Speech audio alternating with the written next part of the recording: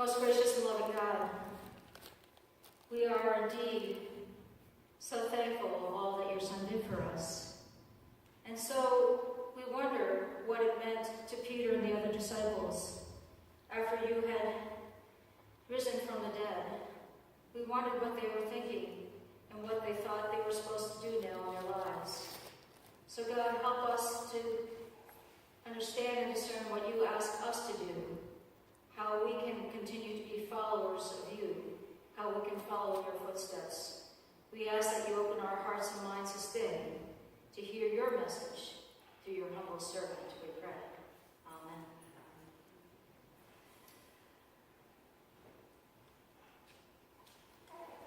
I want to go back just a little bit with Peter.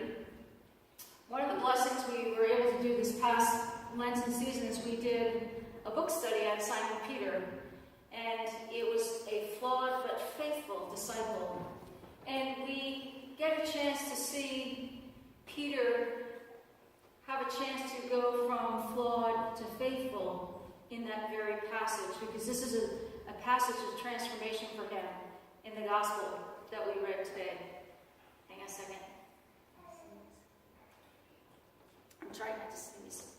Okay, so if you recall, Peter had told Jesus when they were having that Last Supper before Jesus was betrayed that he would never deny Jesus.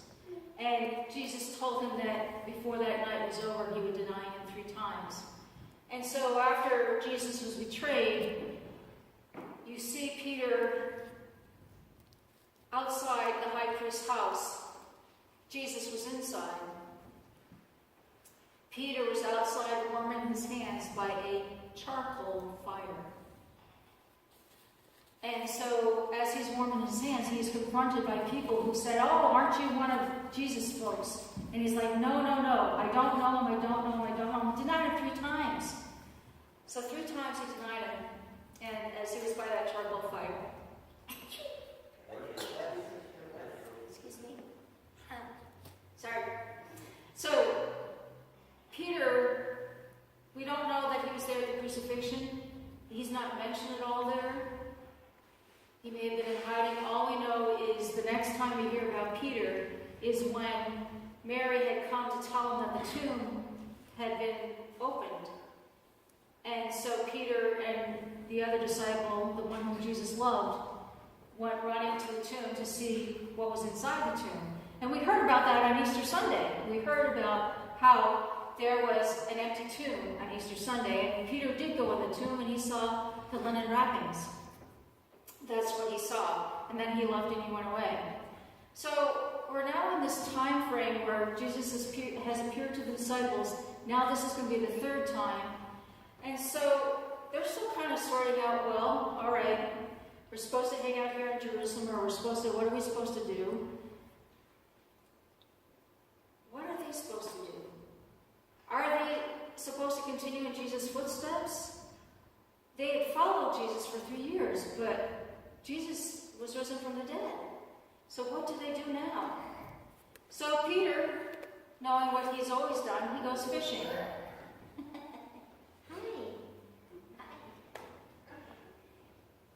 So Peter, he goes fishing. He decides to go fishing. And so some of the other disciples said, "Hey, we'll go with you." So they go fishing.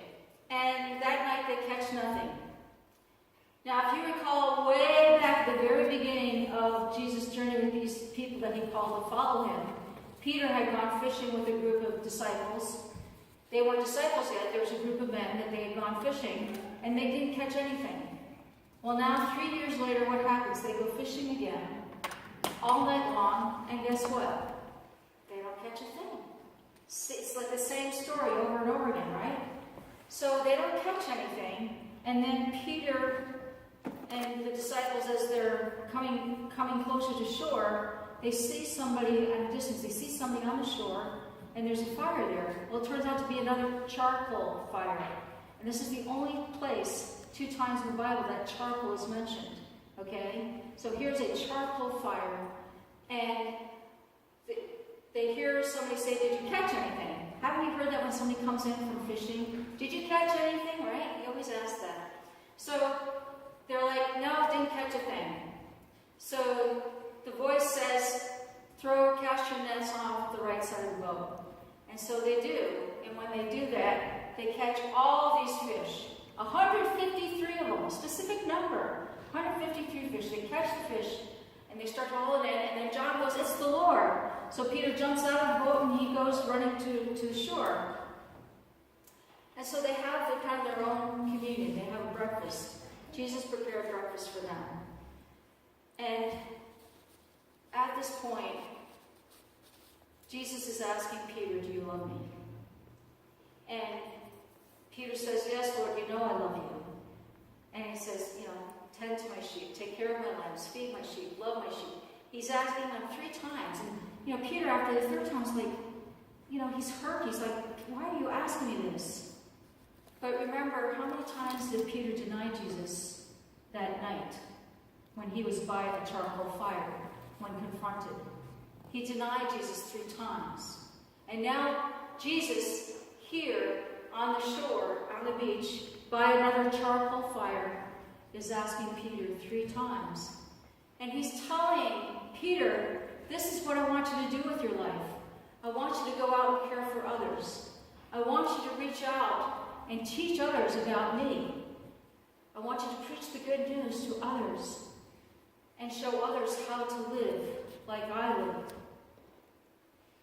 So Peter is now somebody who was flawed. He had denied Jesus. He made a whole bunch of mistakes.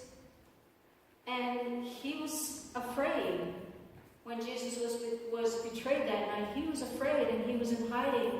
And now, what is Peter going to do? Peter takes that step of faith. And so now he goes from being afraid to being someone who's courageous and willing to go out and tell people the good news. He's going to go and teach people. He's no longer to be a follower of Jesus that he did for 3 years. Now he's going to follow in Jesus' footsteps because he is going to continue this journey that Jesus taught them. He's going to continue teaching others about Christ. He's going to continue to reach out and heal others. He's going to go with the other disciples, and there's going to be more disciples, and they're going to spread the good news. And it's through Peter, even though he did all these things wrong, but Jesus kept saying, do you love me? And he said, tend my sheep, take care of my sheep, love my sheep. It's like, Peter, I still want you to lead my people. I don't want you to just be a follower anymore. It's time for you to take that crozier, to take that shepherd's coat. He said, now you're the shepherd. And so that's what Peter does. Peter becomes a shepherd. And so we think, okay, as we finish the book of John, shortly finish that, we go into the book of Acts, and then you start hearing about the birth of the church. You start hearing about how the church grows. And that's why it's so perfect that you're going into the book study for the book of Acts, the Bible study for the book of Acts. So how do we embrace what Jesus did with Peter, acknowledging Peter, acknowledging in a sense the other disciples as well? How do we go from just being a follower to following in Jesus' footsteps? We have it on our sweatshirts and our t-shirts. We have faith, family, friends, following in Jesus' footsteps, right? So that's what we need to do. It's wonderful to be a follower, but there's also a time when Jesus says, I need you to care for others. I need you to be willing to step from being afraid and thinking you have nothing to offer to really realizing that I am calling you. I am calling you, and I need you to be one of my shepherds, to be somebody who can reach out and care for one another, to reach out and teach somebody else, to share your stories, to share your faith journey, to invite somebody to come alongside you and be on this journey. This is what this passage is all about. Jesus isn't only forgiving Peter because Peter denied Jesus. He's like, I need you, and I want you. And he said, if you really love me, Peter, I want you to go take care of my people. And we will find out, especially if you attend the Bible study, but you'll find out in the book of Acts, that's exactly what Peter does, along with some of the other disciples. They no longer are followers. They are following in Jesus' footsteps. They are taking that step of faith. They are taking what they learned from Jesus, and they are going forward. And they're sharing the good news about Jesus with others. So my question to you is, are you ready to transition from being a follower?